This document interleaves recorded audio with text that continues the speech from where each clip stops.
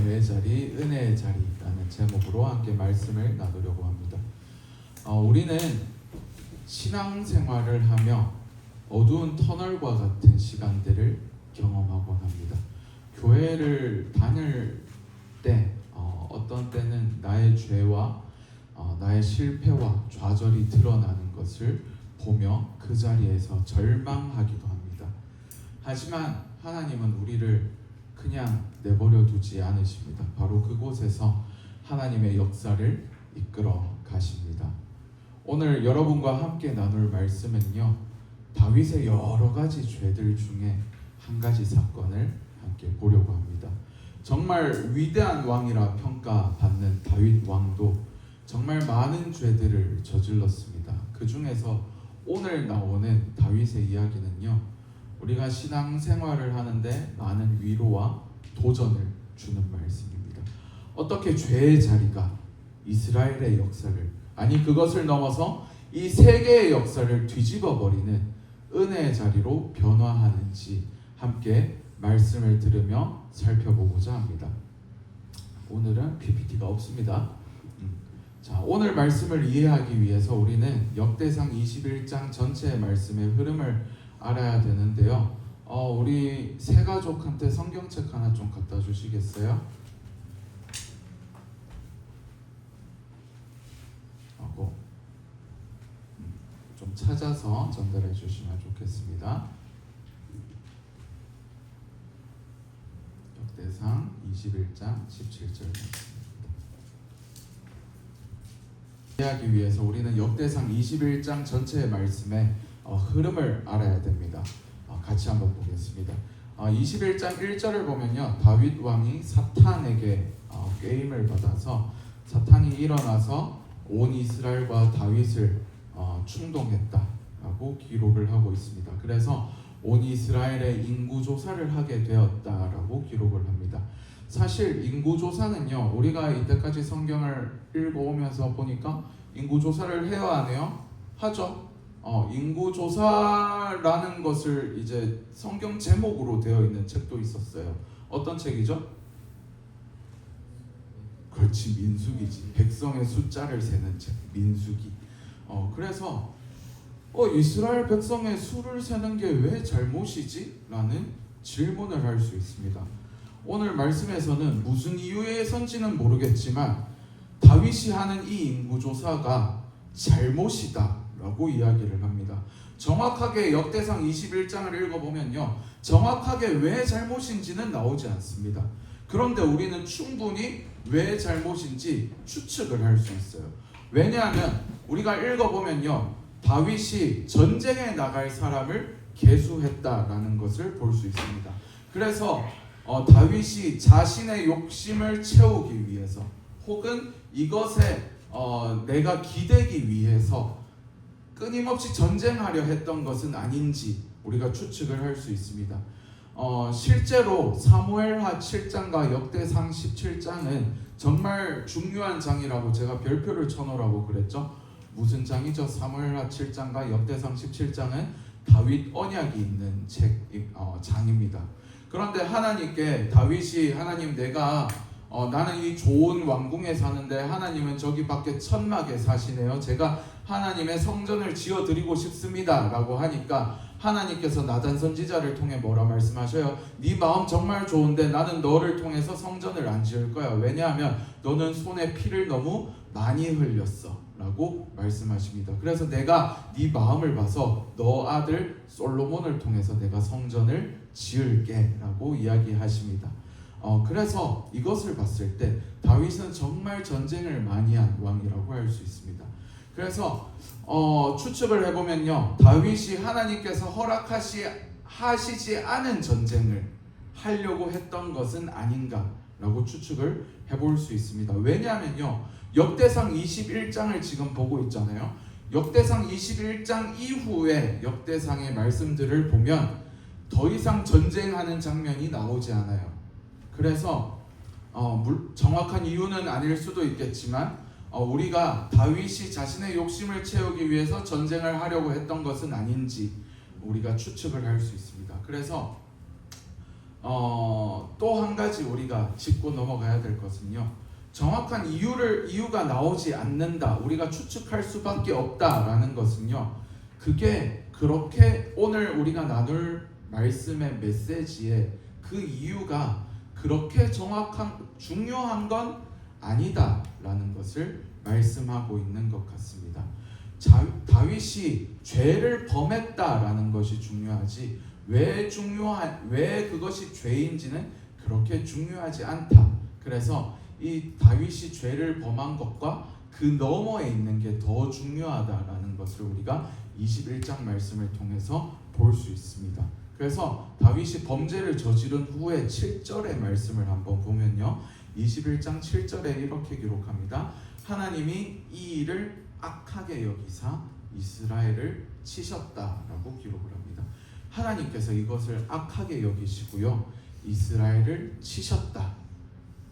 그때서야 다윗은 자신이 범죄했다라는 것을 깨닫습니다. 그리고 하나님의 선지자 누구를 보내시죠? 갓이라는 선지자를 하나님께서 보내셔서 하나님께서는 다윗에게 그것이 죄임을 깨닫게 하시고 벌을 내리시려고 합니다. 세 가지 선택지가 주어집니다. 12절에 보면요. 세 가지 선택지가 주어지는데요. 첫 번째는 3년 기근을 선택할래. 혹은 3달 동안 적군에게 쫓길래. 혹은 3일 동안 전염병이 온 이스라엘에 유행하는 것을 당할래 라고 하나님께서 다윗에게 선택지를 주십니다. 사무엘 하에도 24장에 똑같은 이야기가 나와요. 근데 사무엘 하를 읽어보면요. 다윗이 골라요. 뭐를 고르죠? 아시는 분? 세 번째 전염병을 고릅니다. 근데 오늘 역대상의 말씀에서는요. 다윗이 차마 세 가지 선택 중에서 고르지를 못하는 모습을 우리가 볼 수 있습니다. 그래서 하나님께서 이 이스라엘 전역에 3일 동안 전염병을 내리십니다. 그래서 7만 명이라는 사람이 죽게 되고 하나님이 재앙을 거두시는 장면을 우리가 봅니다. 전염병을 퍼뜨리고 다니던 여호와의 천사, 어디에 멈춰서죠? 어디에 멈추죠? 15절에 보면은 여부스 사람 오르난의 타작마당에 서 있었다라고 기록을 합니다. 그 천사가 전염병을 내리던 천사가 하나님의 말씀을 듣고 멈추어 섭니다. 그곳이 바로 여부스 사람 오르난이라는 사람의 타작마당에 섭니다. 다윗은 그것을 보고 17절, 오늘 우리가 읽은 17절 말씀에서 이렇게 이야기합니다. 같이 한번 읽어볼까요? 시작. 하나님께 아뢰되 명령하여 백성을 계수하게 한 자가 내가 아니니까 범죄하고 악을 행한 자는 곧 나이니이다. 이 양떼는 무엇을 행하였나이까? 청하건대 나의 하나님 여호와여 주의 손으로 나와 내 아버지의 집을 치시고 주의 백성에게 재앙을 내리지 마옵소서 하니라. 다윗이 이렇게 이야기합니다. 하나님, 범죄는 제가 했는데 왜 백성들을 벌하십니까?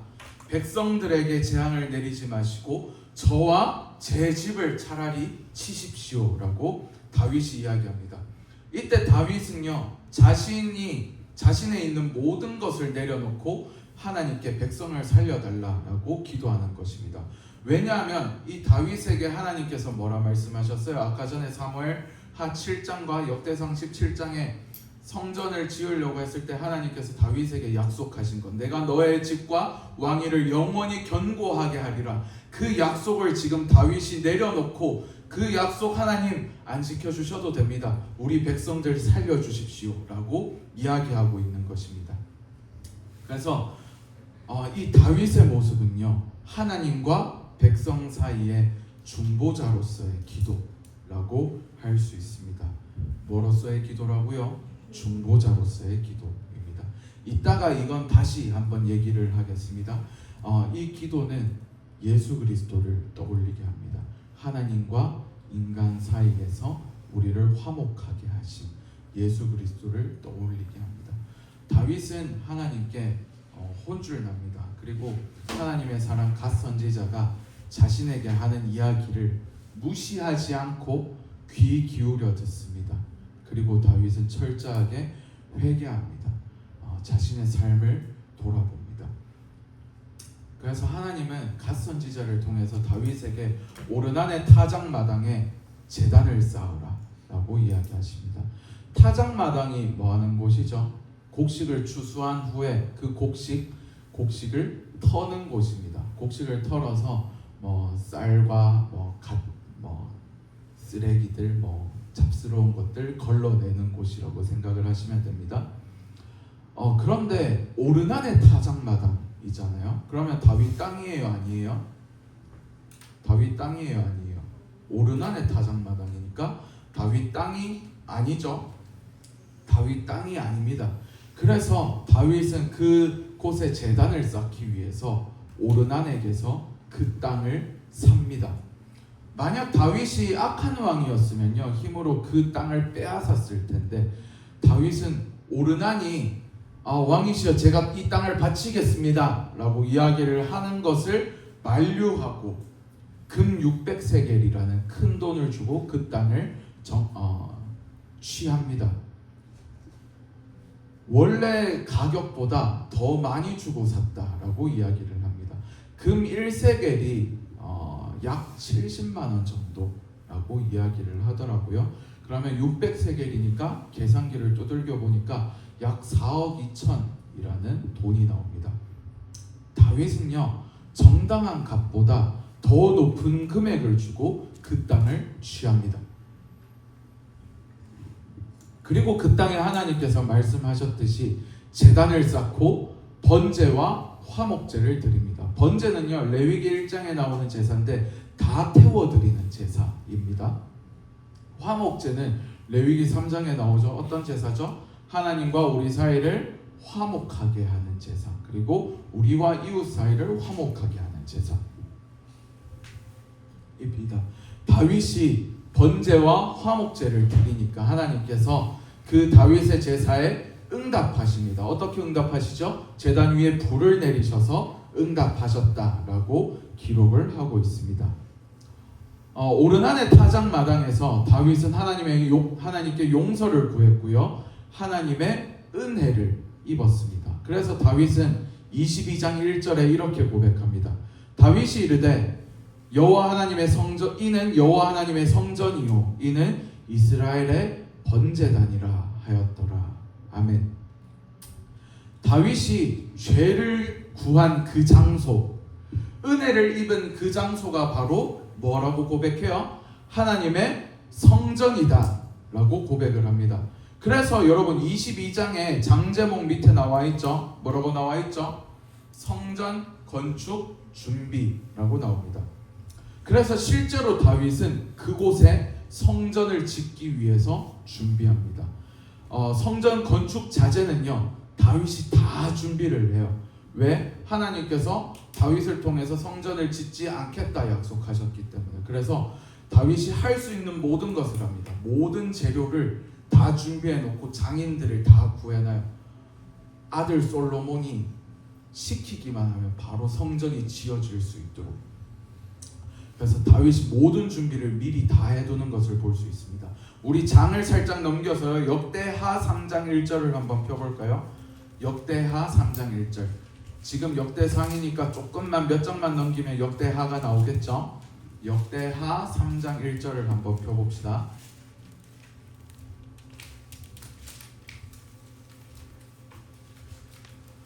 자, 중요한 장이니까 우리 한 목소리로 같이 읽도록 합시다. 시작. 솔로몬이 예루살렘 모리아 산에 여호와의 전 건축하기를 시작하니 그곳은 전에 여호와께서 그의 아버지 다윗에게 나타나신 곳이요 여부스 사람 오르난의 타작마당에 다윗이 정한 곳이라. 아멘. 역대하 3장 1절을 보면요, 그곳이 예루살렘의 모리아 산이다 라고 이야기를 합니다. 우리 예루살렘은 무슨 산에 있다고 알고 있어요? 시온산에 있다라고 알고 있죠. 그러면 무슨 말이에요? 시온산이랑 모리아산은 같은 산이다 라는 것을 우리가 알 수 있습니다. 그런데 이 모리아산은요, 중요한 산이에요. 어디서 나왔어요? 여러분이 정말 많이 들은 설교의 배경으로 나왔던 곳이에요. 어딜까? 아는 사람. 자, 우리 창세기 22장을 한번 펴봅시다. 창세기 22장을 펴봅시다. 창세기는 맨 앞에 있는 책이다, 그죠? 첫 번째 책입니다. 창세기 22장 2절 말씀을 봅시다. 자, 제가 읽어드리겠습니다. 여호와께서 이르시되 네 아들 내 사랑하는 독자 이삭을 데리고 모리아 땅으로 가서 내가 내게 일러준 한 산 거기서 그를 뭘로 드리라? 번제로 드리라. 아멘. 바로 이 모리아 산은요, 아브라함이 자신의 아들 이삭을 바치려고 했던 그 산이 바로 모리아 산입니다.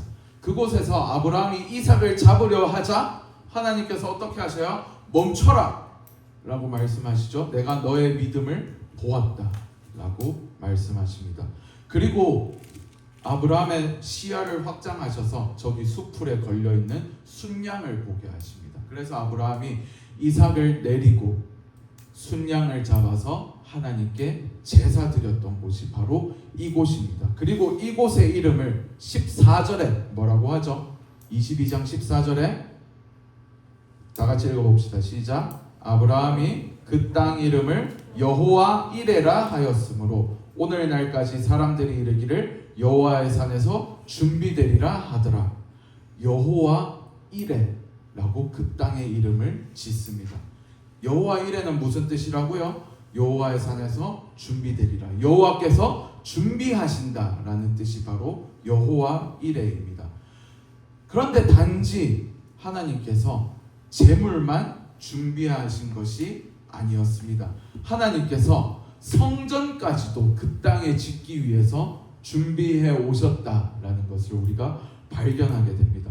하나님은 그곳에 아브라함이 이삭을 바치려 했던, 아브라함이 자신의 믿음을 보였던, 그리고 하나님이 아브라함에게 내가 너의 자손을 하늘의 별과 같이 땅 바다의 모래와 같이 번성하게 하리라 하고 그 약속하셨던 그곳에 하나님께서 뭐를 지으셔요? 성전을 지으시는 것을 우리가 볼 수 있습니다. 하나님께서 그때부터 아브라함이 살았던 때를 추정하기를 BC 1800년대에 아브라함이 살았을 것이다 라고 추측을 합니다. 다윗은 BC 1000년대 사람이라고 추측을 합니다. 하나님께서는 그때부터 다윗의 때까지 계속 준비해 오셨습니다. 약 800년간 수많은 일들이 그 땅 가운데 일어났지만 하나님께서는 아브라함의 믿음과 순종의 그 자리에, 그리고 다윗의 죄악과 회개와 참회의 자리에 하나님의 성전을 세우시는 것을 우리가 볼 수 있습니다. 아까 전에 우리가 미리 읽었던 역대상 21장 17절의 다윗의 기도는요, 다윗의 하나님과 백성들 사이에서 간구하며 부르짖는 기도입니다. 그것이 바로 성전의 역할입니다. 성전이 바로 하나님과 백성들 사이에서 하나님과 백성들을 연결시켜주는 매개하는 역할이라고 할 수 있습니다. 궁극적으로 우리에게 오셔서 살아있는 성전이 되신 예수 그리스도께서 그 역할을 감당하셨고요. 그리고 주의 움직이는 교회라고 불리는 우리의 역할이기도 합니다. 우리 하나님은 언제나, 우리 지난주 말씀 나눴죠? 뭐에서 뭐로 옮기시는 분이세요? 죽음에서 생명으로 옮기시는 분이시다. 하나님은 뭐에서 뭐로 옮기신다고요? 죽음에서 생명으로 옮기시는 분이십니다. 하나님께서는 죄 가운데서 은혜를 베푸십니다. 죽음 가운데서 생명을 보여주십니다. 지난주에 나누었던 엘리사의 이야기도 죽음에서 생명으로 하나님께서 건지시는 이야기였습니다. 그리고 우리는 구약 성경을 통해서 수많은 죽음에서 생명으로 건지시는 이야기들을 봅니다. 민수기 21장에 불뱀들 때문에 이스라엘 백성들이 죽을 뻔하자 하나님께서 뭐를 세우셔요? 놋뱀을 세우셔서 그것을 보는 자들은 다 살게 하신 것, 그리고 인간의 죄로 인해서 죽음 가운데서 생명으로 옮기신 것들, 출애굽 사건 역시 그렇습니다. 남유다가 멸망하고 바벨론의 포로로 끌려가잖아요. 그것을 하나님께서 다시 되돌려 놓으신 사건들 역시 그렇습니다. 우리 하나님은요, 죽음에서 생명으로 옮기시는 분이십니다. 우리 창세기 3장에 보면 인간의 원죄가 나옵니다. 모든 인간들이 다 겪는 죄가 나옵니다. 우리는 하나님을 자꾸 떠나려고 하고 하나님을 벗어나려 합니다. 하나님의 명령을 거역하려고 하고요. 하나님이 나의 삶의 주인이 아니라 누가 내 삶의 주인이 되려고 해요? 내가 내 삶의 주인이 되려고 합니다. 그것이 기독교에서 이야기하는 가장 근원적인 죄다라고 이야기하는 것을 봅니다. 하나님의 말씀을 우리는 불순종합니다. 그것 때문에 생명이신 하나님과 우리의 관계가 끊기고 생명에서 끊겼기 때문에 우리는 죽음 가운데 놓이게 됩니다. 우리는 언제나 하나님의 말씀을 거스릅니다. 하나님을 거역합니다. 하지만 하나님은요, 그 틈을 뚫고 생명의 역사를 시작하시는 것을 볼 수 있습니다. 바로 예수 그리스도의 역사입니다. 우리의 하나님은 하나님을 거스르는 우리의 역사를 역전시키기 위해서 친히 우리의 역사 가운데로, 친히 죽음의 역사, 죄의 역사 가운데로 들어오셨습니다.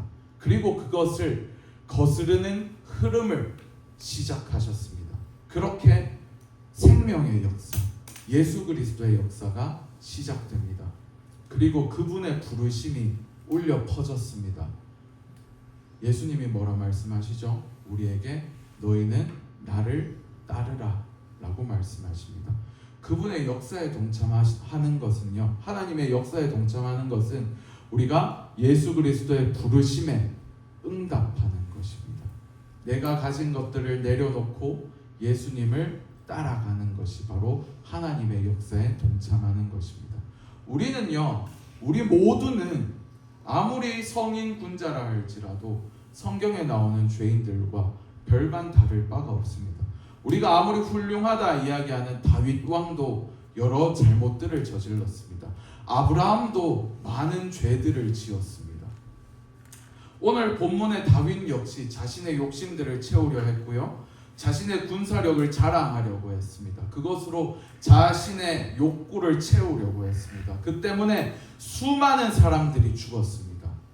하지만 하나님은 그럼에도 불구하고 그 죄악의 역사 가운데서 구원의 역사를 써내려 가십니다. 죄가 멈춘 곳에 솔로몬의 성전이 세워졌고요, 성전 자체이신 예수님께서 성전이 무너진 지 3일 만에, 예수님께서 죽은 지 3일 만에 다시 새로운 성전을 세우심으로, 예수님께서 다시 살아나심으로, 새로운 몸이 부활하심으로 온전한 구원을 이루어 가심을 우리가 볼 수 있습니다. 말씀을 마무리하려고 합니다. 기독교 신앙은요, 역설적입니다. 역설적이라는 것은요, 모순되고 앞뒤가 맞지 않고 말이 전혀 되지 않는 것처럼 보이지만 그 안에 중요한 진리가 담겨져 있다라는 것을 이야기합니다. 그럴 수 없는 상황 속에서 그럴 수 있는 상황이 나타나는 것을 이야기합니다. 죄악 가운데서 구원이 시작된 것, 죽음 가운데서 생명이 시작된 것이 바로 기독교의 진리라고 할 수 있습니다. 우리는 죄인이지만 예수님의 의가 우리에게 입혀져서 우리를 의인이라고 불러주시는 것, 그것이 바로 기독교의 역설이고 기독교의 진리입니다. 그리고 그것이 우리는 구원이라고 부릅니다. 그렇기 때문에 여러분, 우리가 살아가면서 정말 많은 실수들을 저지릅니다. 저도 잘못들을 저지르고요, 차마 여러분과 공유할 수 없는 잘못들을 저지르기도 합니다. 그러니까 여러분, 너무 좌절하실 필요 없습니다. 우리는 연약해서 계속해서 죄에 유혹당하지만, 넘어지지만 그것이 궁극적인 패배를 이야기하지는 않습니다. 왜냐하면 예수님께서 죄를 이기셨기 때문입니다. 우리는 죄와 좌절을 딛고 다시 일어서야 합니다. 다윗과 같이 죄를 지었습니다. 주님, 우리가 그것 안에서 정말 진심으로 참회합니다. 주님께 모든 것 내려놓고 다시금 주님께로 향할 수 있는 결단과 용기가 필요합니다. 성경에는요, 결코 우리가 죄 지었습니다, 잘못했습니다 라고 끝내지 않습니다. 우리에게 책임을 요구합니다. 성경은.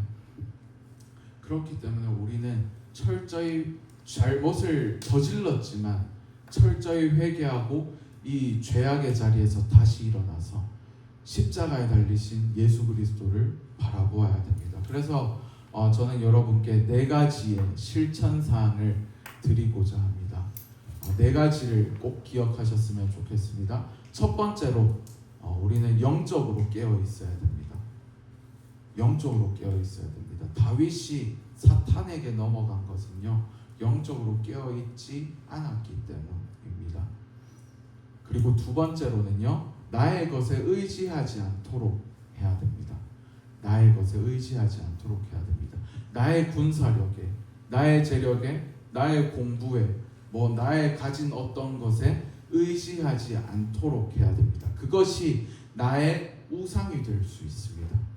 그리고 세 번째로는요, 주변의 말에 귀 기울여야 됩니다. 이때 주변의 말은 그냥 여러 가지 세상적인 말이 아니라요, 우리 교회에서 나누는 여러 나눔들 가운데, 또 설교 말씀 가운데 있는 하나님의 말씀에 귀를 기울여야 됩니다. 오늘 21장에서 다윗에게 하나님의 말씀을 전해준 것은요, 다윗의 부하였던 요압이었고요, 그리고 하나님의 선지자였던 갓이었습니다. 제가 요압 이야기는 따로 하지 않았지만 오늘 말씀을 읽어보면 요압은 다윗의 군사령관인데 왕에게 왕이시여 그렇게 하면 안 됩니다 라고 의견을 냅니다. 왕에게 거스르면 어떻게 돼요? 죽죠. 요압은 목숨을 걸고 왕에게 충언했습니다. 왕이시여 그것은 하나님의 말씀에 맞지 않습니다 라고 합니다. 이 나에게 거스르는 말들에 우리가 귀를 기울여야 됩니다. 네 번째는요, 우리가 철저하게 회개해야 됩니다. 철저하게 회개하고 우리의 죄악의 자리에서 일어나서 예배의 자리로 나아가야 됩니다. 우리 삶의 고통의 자리가 우리의 실패가 끝이 아니라 우리가 철저하게 회개하고 하나님께로 돌이킬 때, 우리가 예배의 자리로 회복할 때 바로 그곳에 하나님의 성전이 지어질 터가 마련이 됩니다. 은혜가 부어집니다. 예수 그리스도의 십자가가 세워집니다. 그리고 그곳에 성전이 지어집니다. 이미 우리는 하나님의 성전으로 부르심을 받은 사람들입니다. 우리 로마서 12장 21절에 이런 말씀이 있습니다. 악에게 지지 말고 선으로 악을 이기라. 아멘. 유명한 말씀이죠. 다시 한번 아시죠? 한번 같이 외워볼까요? 악에게 지지 말고 선으로 악을 이기라. 다시 한번 악에게 지지 말고 선으로 악을 이기라. 아멘. 지치고 쓰러지더라도 힘들더라도 자신의 자리를 지키며 은혜를 구하는 우리 모두가 되기를 소망합니다. 기도하겠습니다. 하나님, 다윗이 죄의 자리에서 하나님의 은혜를 이루셨듯이 우리의 죄의 자리에서도 하나님의 은혜를 이루어 주옵소서. 우리가 영적으로 깨어있게 하시고 나의 것에 의지하지 않게 하시고 하나님의 말씀에 귀를 기울여 언제나 예배의 자리로 나아가는 우리 모두 되게 하여 주시옵소서.